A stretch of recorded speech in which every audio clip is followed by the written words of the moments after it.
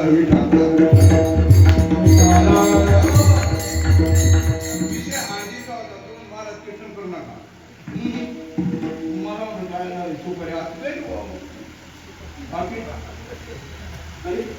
काय केलं गुरुला विचारलं, गेलो सर्व सैन्य पाठवलं गुरुकडे.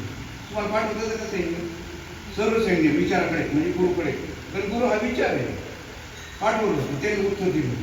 मग मी सांगितलं थांबा थांबा भाऊ, बोकड्या देवीला बळी देतात का नाही? बोकडे. मग तो बोकड्या बाजारातून आणतात तसं देवीकडे नेतात का? नाही, त्याला घरी आणतात, त्याला आंघोळ घालतात. काय घालतात? आंघोळ घालतात.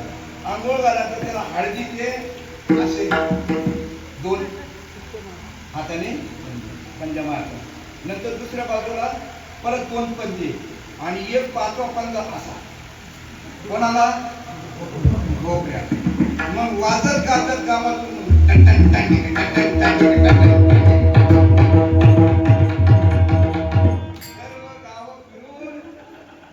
देवीकडे नेतात.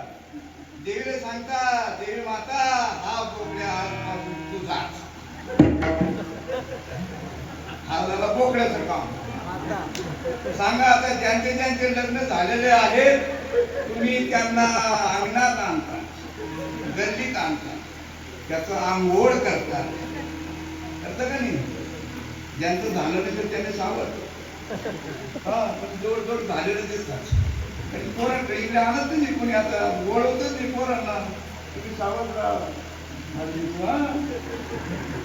मग म्हटलं ते अंगणात आणतात, ते महिला मंडळ त्यांना आंघोळ घालतात आणि हळदीचे लावतात. नंतर त्याला कुंकू लावतात बोकड्याला. कोणाला?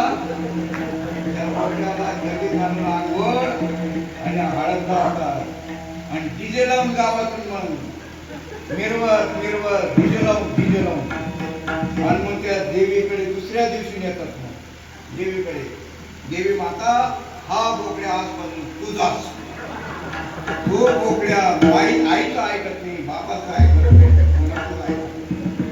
तो बोकड्या काही कोणाचं ऐकत. देवी माता सांगते तेवढ्याच उड्या मारतो. वर्गणी मागायला गेलो आम्ही. वर्गणी मागायला गेलो. तो दराचा जो भाव होता, वर्गणी द्या मेळावा आपला. तेव्हा थांबा, मी विचारून घेतो. कुठं?